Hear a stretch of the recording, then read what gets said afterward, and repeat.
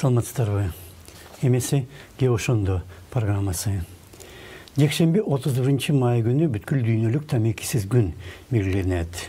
Бул дата 88-жылы жылы бүткүл дүйнөлүк саламаттык сактоо ассамблеясында бекитилген. Быйыл бул күн коронавирус пандемиясынын учуруна туш келүүдө.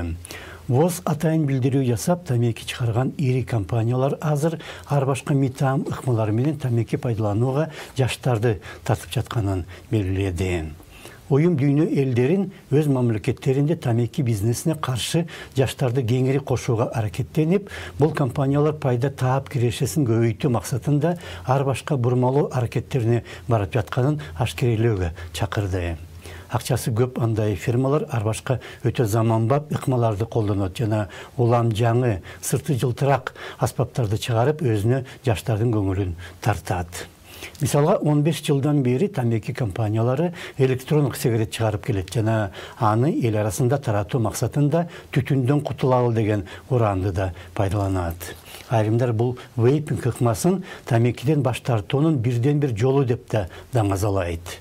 Чындыгында болсо электрондук сигаретке салынган дүрмөт суюктукта ага көнүп кетүүнү жеңилдеткен заттарды кошуп коюу оңой жана алар кошулат. Кыргызстанда жарандардын ден соолугун тамеки керектөөнүн кесепетинен жана айланадагы тамеки түтүнүнөн же аэрозолдун таасиринен коргоо жөнүндө деген мыйзам 5 декабрда биринчи окууда кабыл алынган жана андан бери дээрлик 6 ай өткөнү менен социалдык маселелер менен саламаттык сактоо боюнча комитет сунуш кошумчаларды чогултуп, аны экинчи окууга эмгиче даярдап алып чыга элек. Анын себептеринин бири калктын саламаттыгынан мурда акчалай кирешени артык көргөн айрым ишкерлер чөйрөсү ал мыйзамга каршы кадимкидей эле үгүттөө өнөктүгүн жүргүзүүдө.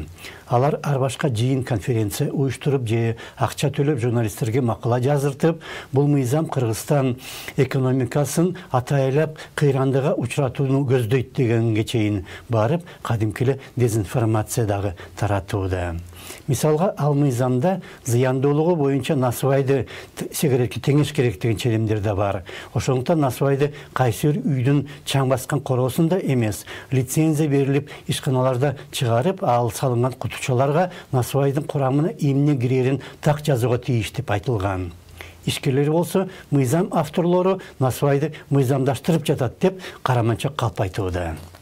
Кыргызстанда тамекинин айынан пайда болгон оорулардан жыл сайын 6000 жакын 30 жаштан ашкан адам кайтыш болот. 30 жаштан өткөн эркектер арасында 22 жана аялдар арасында өлүмдөрдүн 5% тамеки чегүүдөн чыккан оорулардан болот. Рак оорусунан каза болгон эркектердин 40% өпкөнүн рагынан өлөт. Мамлекет менен эл тамекиден чыккан оорулар менен күрөшүүгө жыл сайын 10 миллиард сом коротот. Жаш балдарды тамекиден жана анын түтүнүнөн коргойлу. Себеби бүгүнкү күндө өспүрүм кезден тамеки тарткан балдардын 50% 70 жашка жетпей көз жумушат. 2019 жылдын 5 декабрында биринчи окуудан өткөн мыйзам долбоорун кабыл алыңыздар.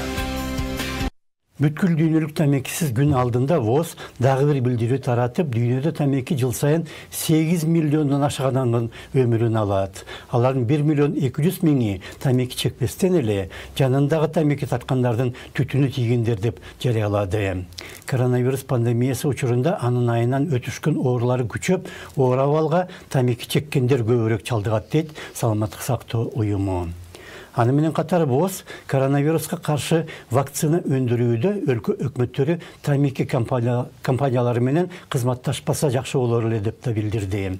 Жакында British American Tobacco компаниясы вакцина үстүндө иштеп жатканын билдирип, кийин жума сайын 3 миллион доза вакцина чыгарууга кудуреттүү болорун айтты. Бирок өкмөттөр андай компаниялар менен кызматташса, аларга болгон элдин ишеними жоголот дейт ВОЗ. Акча үчүн тамеки компаниялары жакшылыкка да барышы мүмкүн. Ошондо саламатта калыңыздар.